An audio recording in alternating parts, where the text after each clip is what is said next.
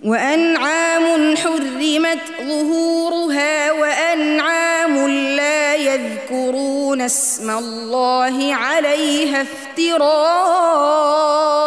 عليه سيجزيهم بما كانوا يفترون।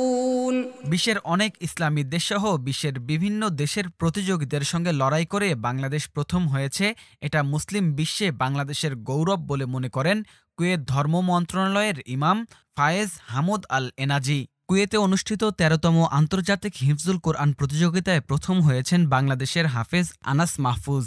৮ থেকে ১২ বছরের সিগারুল হুফাজ তথা শিশু হাফেজদের গ্রুপে প্রথম স্থান অর্জন করে সে। আনাস মাহফুজ রাজধানীর মিরপুরের মারকাজু ফয়জুল কোরআন আল ইসলামীর ছাত্র।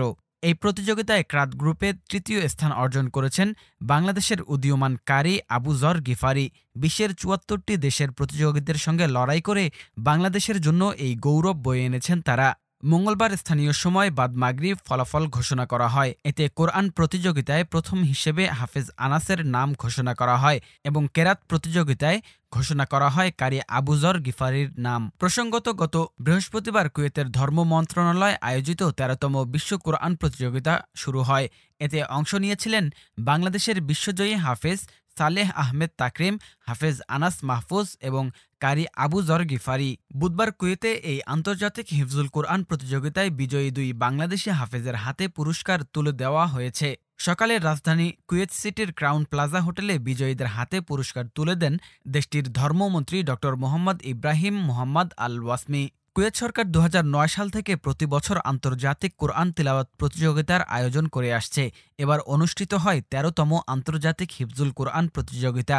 গত বৃহস্পতিবার আন্তর্জাতিক এই কোরআন প্রতিযোগিতার উদ্বোধন হয় কুয়েতের ক্রাউন প্লাজা হোটেলে। শেষ হয় গত মঙ্গলবার। প্রতিযোগিতায় ৪টি ভিন্ন ভিন্ন গ্রুপের মধ্যে ৩টিতে অংশ নেয় বাংলাদেশ এবং এর মধ্যে ২টিতেই বাজিমাত করে তারা। কুয়েতের ইতিহাসে হিফজুল কোরআন প্রতিযোগিতায় এই প্রথম।